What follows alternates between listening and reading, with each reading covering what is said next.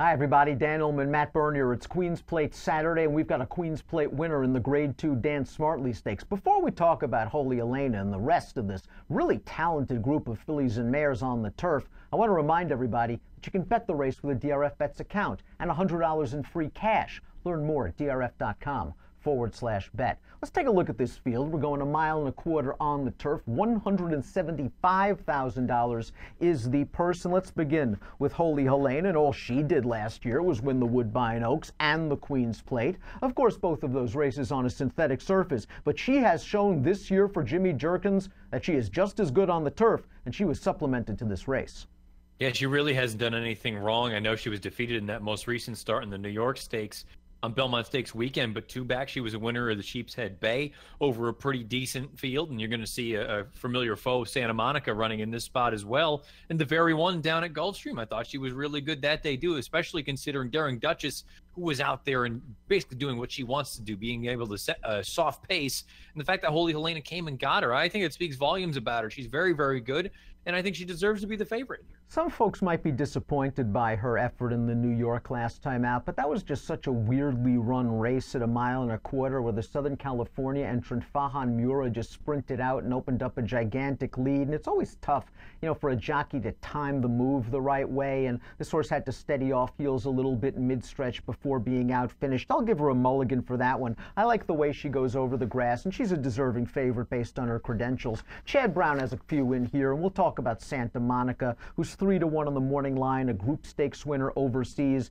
impressive North American debut winner at Keeneland. And last time out against Holy Helena, she was kind of down on the rail on the far turn before she came out, and then had to alter course back down to the rail late. She ran well that day, and there wasn't a ton of pace on her, but this horse always gets bet. I do wonder a little bit as far as what her best distance is, because I feel like this 1.25 miles might be a little bit short for her. I almost wonder if she's better going 1.5 miles or a little bit farther. That's the distance she won at here in North America for her debut at Keeneland, going 1.5 miles, and then that 1 3/8 race in the Sheep's Head Bay. That was when she really got the engine cooking at the end. I mean, again, Chad wouldn't surprise me at all if this horse were to win, but I just kind of want to take a little bit of a stand against her. Dream Dancing's a Grade 1 winner, although she did have to go to Del Mar to face weaker Grade 1 horses in the Southern California 3-year-old filly division, and since then she hasn't won. Last time out in the Just a Game, kind of conservatively ridden early. That's Dream Dancing. She came with an okay late run, but she was never getting to a raving beauty, and I think at this point we're kind of just a little bit fed up with Dream Dancing, although her figures say that on her very best day she could win a race like this. Yeah, again, I mean, this really boils down to, are you strictly someone that just adheres to the figures, or are you someone that looks a little bit more at the class and also looks at the running style and what she's done on tape? Because from a figure standpoint, she makes a lot of sense in here, but I think I'm going to echo what you were saying. I think we're kind of fed up with Dream Dancing. We know what she is. I don't personally think she's good enough for a race like this, but I would expect her to come with a decent effort. She does have a big figure edge over the two Mythical Mission. Graham Motion, though, scored in last week's Singspiel Stakes at Woodbine on the turf with Charose, and we have a formulator fact for Mythical Mission. Past 4 years, last out winning older horses, making the second off the layoff in graded stakes turf routes. That's what propelled Charose to victory last week. 20% winners, a $4 ROI. Needless to say, she must run faster than the 80 buyer she earned at Delaware last time. I'm a big fan of hers, but it just doesn't feel like she's really gotten any better throughout her career. I mean, the career best buyer that she has is in the Woodbine Oaks from last year, and that was in June as a 3-year-old. It just doesn't seem like she's been able to move forward. We'll find out if Saturday is the day. I'm a little bit dubious. Starship Jubilee won this race last year when she was in raging form for trainer Kevin Attard, and she's very, very consistent. I just wonder where she is from a form standpoint right now. They prepped her in the Nassau last time out. She was 4-5. I thought it was a good prep for this race. We know the distance is not a problem, and we know she can be close to the pace. Yeah, I think she's going to be forwardly placed in a race like this, but a couple things. I know she's won at the distance before, but I think she's better going shorter, 1 1/16, 1 1/8. And even having said that, you look and see the races that she's done her best in. It's been against suspect company. I think this is a pretty good field this time around, and I think she's up against it. But she's a multiple graded stakes winner, but I see what you're saying. There are times when she runs to the level of her competition, no matter what the grade is. The Timeform US Pace Projector has her close, and I think fans of Starship Jubilee would not not mind at all sitting right behind the number 10 Flower Fashion. Not to be rude, Flower Fashion ran really well last time out. That was a great ride from Joel Rosario. It was the first time Flower Fashion really stretched out in distance. It was kind of a yielding and tiring turf course, and he just said, catch me if you can. And they almost catched him. But they don't pay for almost. Flower Fashion got it done in gate-to-wire fashion. I wonder if they try the same tactics here, because if they don't, it could actually help Starship Jubilee achieve an easy lead. I wonder if it's somewhere in the middle. Maybe they don't open up by the length of the backstretch, but maybe they try to put 3 or 4 on the field and then have a horse like Starship Jubilee be forced to make a decision and say, okay, well, we're going to have to go after this horse. Otherwise, she's just going to walk away from us. If that's the case, then it certainly helps out the horses coming from off of it. But again, look, speed is always an interesting angle, especially on turf. A lot of people just talk about it on dirt.